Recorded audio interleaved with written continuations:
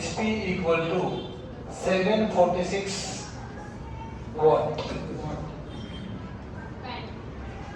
ये जो वैल्यू आती है ये कैसे आया होगा, इसको हम प्रूव करने की कोशिश करते हैं। बहुत लोग इतना बात जानते हैं कि पावर की यूनिट क्या होती है, वॉट होती है, और इसका जो प्रैक्टिकल यूनिट है वो क्या होता है, एचपी होता है। एचपी का मतलब है अश्व पावर बोल सकते हैं, अश्व पावर बोल सकते हैं, या अश्व शक्ति बोल सकते हैं। हाँ, हॉर्स पावर। इस 1 एचपी की वैल्यू कितना है, 746। कैसे आया होगा इसके बारे में हम लोग बात करेंगे। एक साइंटिस्ट है जिसका नाम है जेम्स वॉट, और जेम्स वॉट इंग्लैंड का रहने का वाला साइंटिस्ट है, ठीक है।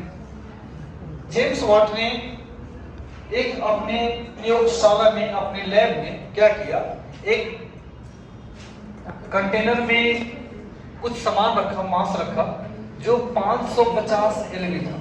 एलवी का मतलब होता है पाउंड, ठीक है। ये मास था, और इस मास को एक अश्व के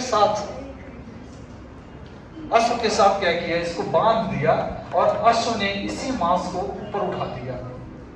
550 एलवी को क्या किया, ऊपर लिफ्ट किया। कितना लिफ्ट किया, 1 फीट।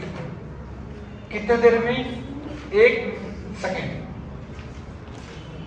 अब देखो ध्यान से, अब ये मास को थोड़ा केजी में चेंज कर लेते हैं। 550 एलवी जो होता है, अगर आप इसको केजी में चेंज करेंगे, ये हो जाएगा 247.5 केजी। क्यों? क्योंकि एक एलवी जो होता है यह 450 ग्राम के बराबर होता है। एक एलवी, 1 पाउंड की जो वैल्यू होगी वो कितनी होगी, 450 ग्राम के बराबर होता है। और अब देखिए, अगर मैं यहाँ से पावर का फॉर्मूला, तो पावर का फॉर्मूला आपने पढ़ा है, वर्क डन बाय क्या होता है, टाइम होता है। यहाँ पे लिखेंगे पावर का फॉर्मूला, ये हो जाएगा वर्क डन बाय टाइम हो जाएगा। अब वर्क डन देखेंगे कितना होगा। ये जो मास रखा हुआ है कंटेनर का, नीचे था, हॉर्स ने क्या किया, इसको ऊपर उठाया। जब नीचे से कोई बॉडी ऊपर जाती है इस हाइट के लिए, इसमें एक एनर्जी मिल जाता है। इस एनर्जी को क्या बोलते हैं बेटा, पोटेंशियल एनर्जी कहते हैं। क्या कहते हैं हम लोग, पोटेंशियल एनर्जी। और इसका जो वर्क डन होगा वो किसके बराबर हो जाएगा, पोटेंशियल एनर्जी के बराबर हो जाएगा। टाइम कितना रहेगा बेटा, टी रंदन करवाना है इसका। अब P बराबर मास कितना है, 247.5।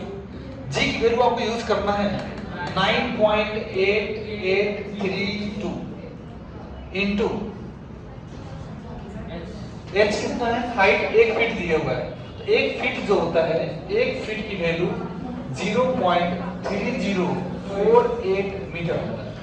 और सारे डेटा मैंने ऐसा यूनिट में रखा है, इसीलिए यहाँ पे क्या हो जाएगा, 0.3048 हो जाएगा। और टाइम कितना लगा था, 1 सेकेंड। यहाँ लिख लेंगे 1 सेकेंड। इसको जब पूरा कैलकुलेट करेंगे, इसी का जो डेटा आएगा ना, इसका जो डेटा आएगा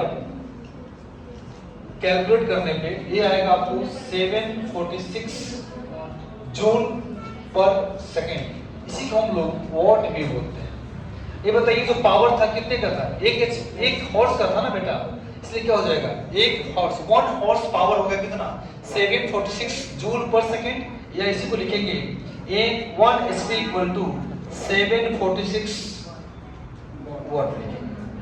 इस तरह से पता चल गया कि एक अश्व की शक्ति, 1 हॉर्स पावर जो होता है 746 वॉट होता है। ठीक है, थैंक यू।